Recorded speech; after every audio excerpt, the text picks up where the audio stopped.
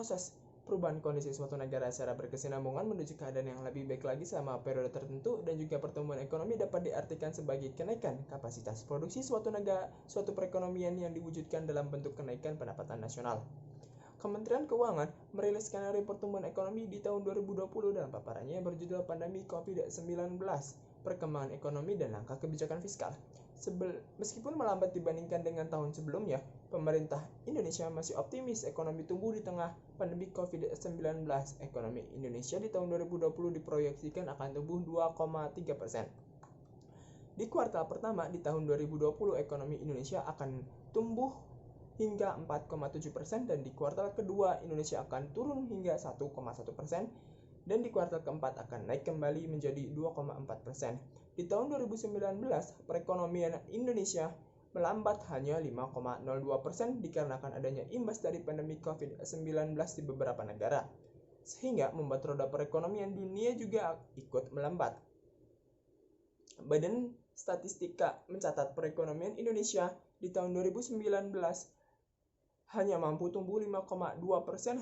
Pertumbuhan ini sangat rendah dibandingkan dengan 4 tahun terakhir, dan imbasnya Indonesia kesulitan untuk mengekspor dan memanfaatkan impor barang. Di tahun 2019 hanya mampu mengekspor barang dan jasa sebesar 0,87% dan impor barang dan jasa sebesar 7,69%. Untuk sektor pariwisata, Indonesia juga kena imbasnya, dan pemerintah harus terus menyerap para investor agar tetap pendapatan negara kita naik. Dan untuk struktur perekonomian Indonesia masih didominasi oleh Pulau Jawa. Badan Pusat Statistika PDB Pulau Jawa mencapai 59%. Kemudian disusul Pulau Sumatera 21,32%. Sepanjang tahun lalu Pulau Sumatera naik dan atau tumbuh sebesar 4,57%, dan disusul Pulau Kalimantan juga mempunyai kenaikan kontribusi terhadap PDB sebesar 8,5% dengan pertumbuhan 4,99%.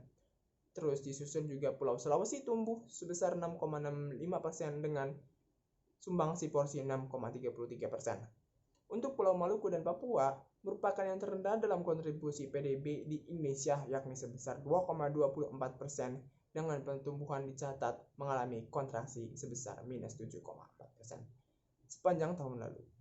Kenapa Papua anjlok? Papua anjlok disebabkan karena penyebab utamanya adalah Freeport. Freeport mengalami penurunan produksi karena adanya pengalihan sistem tambang yang ada di sana.